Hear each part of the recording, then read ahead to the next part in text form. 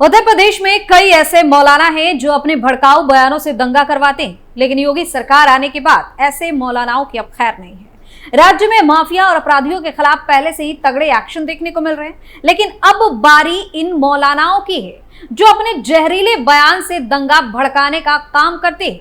इनकी हालत ये हो गई है कि मौलाना योगी के सामने गिड़गिड़ा रहे हैं, एक के बाद एक इन पर कड़ी कार्रवाई की जा रही है। योगी का डर ऐसा कि ना कोर्ट में सरेंडर कर पा रहे हैं, ना ही पुलिस के सामने आ पा रहे हैं। वहीं यूपी के मौलाना तौकीर रजा की मुश्किलें बढ़ गई। सरकार और कोर्ट के तगड़े एक्शन से तौकीर रजा अब फूट फूट कर रोने पर मजबूर हो गया है। डर से उसकी हालत खराब हो गई। उसको समझ में नहीं आ रहा कि वो क्या करे क्या ना करे। वहीं कोर्ट की तरफ से जारी सख्त आदेश के बाद अब उसकी रातों की नींद भी उड़ गई है। नमस्कार, आप देख रहे हैं कैपिटल टीवी उत्तर प्रदेश और मैं हूं आपके साथ दिव्या सिंह। इस खास प्रोग्राम पर्दाफाश में आपका स्वागत है। पर्दाफाश में बात होगी तौकीर रजा की, तो चलिए शुरुआत करते हैं। योगी के डर से कांप रहा मौलाना तौकीर रजा, कम नहीं हो रही मौलाना तौकीर रजा की मुश्किलें। कोर्ट ने तौकीर रजा को दिया लास्ट अल्टीमेटम। कोर्ट की फटकार के बाद यूपी पुलिस एक्टिव। जिस मौलाना की जहरीली जुबान दंगे करवाती थी, कैंची की तरह चलती थी, आज उस मौलाना में सीएम योगी का डर ऐसा कि पूरी तरह से साइलेंट हो गया है। बोलती बंद हो गई है, उसकी जुबान नहीं खुल रही। लेकिन तौकीर रजा कुछ भी कर ले, कितने भी पैतरे आजमा ले, योगी की नजर से नहीं बच सकता। दरअसल बरेली में आईएमसी प्रमुख मौलाना तौकीर रजा खां की मुश्किलें कम होती नजर नहीं आ रही। धारा 82 के तहत प्रेमनगर पुलिस ने उसके आवास पर कुर्की का नोटिस पहले ही चस्पा कर दिया था, लेकिन अब मौलाना के पास 30 अप्रैल तक का समय है। इस दौरान मौलाना अदालत में हाजिर नहीं हुए तो पुलिस कुर्की के लिए अर्जी देगी।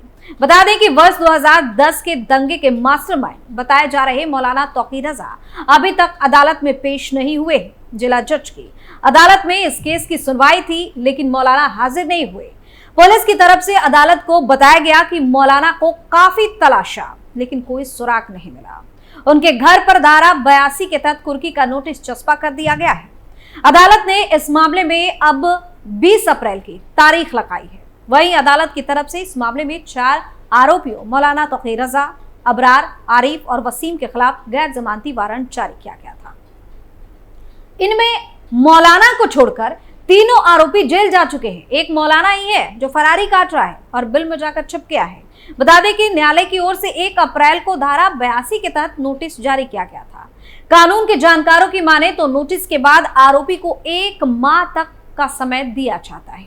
ऐसे में 30 अप्रैल तक अगर मौलाना अदालत में हाजिर नहीं हुआ तो पुलिस धारा 83 के तहत कुर्की वारंट मांगेगी। वही 20 अप्रैल को पुलिस को अदालत में यह बताना होगा कि मौलाना की कुर्की की उद्घोषणा के बाद पुलिस ने क्या प्रयास किए, क्या कदम उठाए। इसके तहत पुलिस अब मौलाना के इलाके में घर के पास डुगडुगी भी बचवा सकती है। अभी तक मौलाना को कहीं से कोई राहत नहीं मिली है। इससे साफ हो गया है कि मौलाना को अब हर हाल में अदालत में हाजिर होना ही होगा। अब आपको बताते हैं कि अदालत में आखिर क्या क्या हुआ। शहर में 2010 में दंगे हुए। मुख्य आरोपी अभियुक्त मौलाना तौकीर रजा खां 3 बार गैर जमानती वारंट जारी होने के बावजूद ना खुद अदालत में हाजिर हुए, ना पुलिस ने उन्हें गिरफ्तार किया। वहीं केस की सुनवाई के दौरान जिला जज विनोद कुमार ने इस पर कड़ी नाराजगी जताई। उन्होंने अगली सुनवाई के लिए 20 अप्रैल की तारीख नियत की। जिला जज की अदालत में केस की सुनवाई के दौरान 39 आरोपी पेश हुए, लेकिन मौलाना तौकीर रजा खां गैर हाजिर रहा। पिछली सुनवाई के दौरान अदालत ने तौकीर को फरार घोषित कर दिया था। इस मामले में एक अन्य आरोपी वानखाना निवासी वसीम को सरेंडर करने के बाद अदालत ने जेल भेज दिया। 2 आरोपी अबरार और आरिफ को पुलिस गिरफ्तार कर कोर्ट के आदेश पर जेल भेज चुकी है। सुनवाई के दौरान सभी मुस्लिमों को आधार कार्ड देकर कोर्ट में प्रवेश दिया गया। दंगे के केस से संबंधित वकीलों और आरोपियों के अलावा बाकी सभी वादकारी और उनके वकीलों को सुनवाई के दौरान अदालत में प्रवेश नहीं करने दिया गया। इस बीच सुरक्षा के लिए भारी पुलिस बल भी तैनात रहे ताकि कोई अप्रिय घटना ना घट सके। वही मुख्य आरोपी मौलाना तौकीर रजा खां की गिरफ्तारी ना होने पर कोर्ट की फटकार के बाद पुलिस फिर से एक्टिव हो गई है। पुलिस का दावा है कि तौकीर रजा के संभावित ठिकानों पर दबिश दी जा रही है। पुलिस दंगे के मुख्य आरोपी तौकीर रजा खां की गिरफ्तारी के लिए शुरू से दावा कर रही है। पुलिस की अलग अलग टीमों ने दिल्ली, अजमेर, अहमदाबाद, लखनऊ, प्रयागराज समेत अन्य स्थानों पर दबिश दी थी। कोर्ट के आदेश पर पुलिस ने मौलाना तौकीर और वसीम के खिलाफ 82 की कार्रवाई की थी। इन सब के बीच गौर करने वाली बात यह है कि तौकीर रजा का एक बयान भी सामने आया था, जिसमें उसने खुद को कोर्ट में सरेंडर करने की बात स्वीकार की थी, लेकिन अभी तक सरेंडर नहीं किया।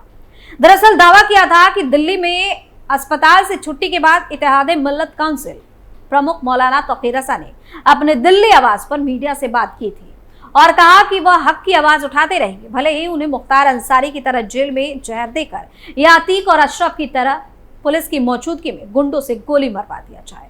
मौलाना तौकीर रजा ने उन्हें फरार घोषित करने को लेकर भी नाराजगी जाहिर की थी। उन्होंने कहा था कि डॉक्टरों ने उन्हें छुट्टी नहीं दी थी, लेकिन थोड़ा सुधार होते ही ऐसी बातों को सुनकर वह अस्पताल से आ गए। वह देश के संविधान और लोकतांत्रिक व्यवस्था में यकीन रखते हैं, कोर्ट में पेश होंगे, जेल जाने या फांसी चढ़ने से नहीं डरते। वह जल्द ही कोर्ट में सरेंडर करेंगे, पेश होंगे, लेकिन अभी तक मौलाना कोर्ट में सरेंडर नहीं किए। अब आपको बताते हैं कि उत्तर प्रदेश के बरेली के इत्तेहाद मिल्लत काउंसिल के प्रमुख मौलाना तौकीर रजा अपने किन किन कारनामों को लेकर चर्चा में रहा है। अभी हाल ही में तौकीर रजा उत्तराखंड के हल्द्वानी में अतिक्रमण विरोधी कार्रवाई का विरोध करते हुए कहा कि हम अब किसी बुलडोजर को बर्दाश्त नहीं करेंगे। सुप्रीम कोर्ट अगर संज्ञान नहीं ले रहा है तो हम अपनी हिफाजत खुद करेंगे। हमें कानून ने अधिकार दिया है कि अगर हम पर कोई हमला होता है तो हम उसे जान से मारें। उनके इस बयान के बाद से बवाल बच गया। हालांकि यह पहली दफा नहीं है जब तौकीर रजा ने ऐसा बयान दिया हो। मौलाना पहले से भी अपने बयानों के कारण विवादों में रहा है। उत्तर प्रदेश के बरेली में हुए हिंदू मुस्लिम दंगों में तौकीर रजा को पुलिस ने आरोपी बनाते हुए गिरफ्तार किया था। साल 2012 के विधानसभा चुनाव में तौकीर रजा ने समाजवादी पार्टी का समर्थन किया। उनकी पार्टी ने भोजपुरा से चुनाव भी जीता। 2013 में सपा सरकार ने तौकीर रजा को हथकरघा निगम के उपाध्यक्ष का चार्ज दिया था, जिसे मुजफ्फरनगर दंगों के बाद उन्होंने वापस कर लिया। बाद में उन्होंने सपा से भी इस्तीफा दे दिया। इस बीच उन्होंने आप के अरविंद केजरीवाल से भी मुलाकात की, जिसकी बात खूब चर्चा हुई थी। साल 2014 में तौकीर रजा ने मायावती की बसपा को समर्थन दिया। साल 2015 में उन्होंने all India Muslim personal law board का गठन किया। तौकीर रजा का विवादों से पुराना नाता रहा है। तौकीर रजा ने द्रौपदी को लेकर साल 2017 में एक विवादित बयान दिया था। 2022 में बरेली में मुसलमानों को संबोधित करते हुए उन्होंने हिंदुओं को कथित तौर पर धमकी दी थी। उन्होंने कहा था कि मैं अपने हिंदू भाइयों को चेतावनी देना चाहता हूं कि मुझे डर है कि जिस दिन मेरे मुस्लिम युवाओं को कानून हाथ में लेने को मजबूर किया जाएगा, आपको भारत में कहीं भी छिपने की जगह नहीं मिलेगी। वहीं ज्ञानवापी में कथित शिवलिंग मिलने पर तौकीर रजा ने कहा था कि फव्वारे को शिवलिंग समझकर धर्म और कानून का मजाक उड़ाया जा रहा है। उन्होंने आगे कहा था कि अयोध्या मसले पर सारे झूठ सहन कर लिए गए थे, अब नहीं करेंगे। सरकार हर मस्जिद को मंदिर बनाना चाहती है। ऐसा ही रहा तो इसके गंभीर परिणाम होंगे। इतना ही नहीं, दिल्ली के जागीरपुरी में हिंसा के बाद तौकीर रजा ने मोदी सरकार पर एक तरफा कार्रवाई का आरोप भी लगाया था। उन्होंने कहा था कि अगर सरकार धृतराष्ट्र बनी रही तो देश में महाभारत जरूर होगा। मुसलमान अगर सड़कों पर उतर आया तो उसे कोई नहीं रोक पाएगा। वहीं तौकीर रजा ने जेल से छूटने के बाद आजम खान से भी मुलाकात की थी। इस दौरान उन्होंने कहा था कि योगी सरकार ने आजम खान पर बहुत जुल्म किए हैं। सरकार से एक एक करके सभी जुल्मों का हिसाब लिया जाएगा। देश भर में सीएए के खिलाफ चल रहे प्रोटेस्ट के दौरान भी तौकीर रजा ने विवादित बयान दिया था। उन्होंने कहा था कि हिंदुस्तान की हुकूमत ने नागरिकता संशोधन बिल वापस नहीं लिया तो गलियों में खून बह जाएगा। सबसे पहले वो गोली खाएंगे, दंगे फसाद हो जाएंगे और इसमें मुस्लिम और दलित भी उनका साथ नहीं देंगे। तो कई ऐसे बयान तौकीर रजा ने दिए हैं जिससे दंगे भड़काने की कोशिश की, लेकिन अब योगी सरकार के एक्शन के बाद उसकी बोलती बंद हो गई है। जुबान से आवाज नहीं निकल रही, गायब हो गया है। योगी सरकार में मौलाना तौकीर रजा की मुश्किलें बढ़ती जा रही है। अब चारों तरफ से घिरे तौकीर रजा की हालत बहुत खराब है और खुद को सरेंडर करने के अलावा उसके पास कोई ऑप्शन नहीं दिख रहा है। लेकिन उसको डर है कि अगर वो सरेंडर करेगा तो भी उसको अपनी गलती की सजा मिलेगी और अगर उसने ज्यादा होशियारी की तो पुलिस को मजबूरन उसको घसीटकर लेकर जाना पड़ेगा। इतना ही नहीं, अगर भागने की कोशिश की तो यूपी पुलिस को मजबूरन वही करना होगा जो तमाम अपराधियों और बदमाशों के साथ करती है, यानी कि एनकाउंटर। इन्हीं सब बातों को सोचकर मौलाना तौकीर रजा काफी डरा हुआ है और उसकी हिम्मत सरेंडर करने को नहीं हो रही है।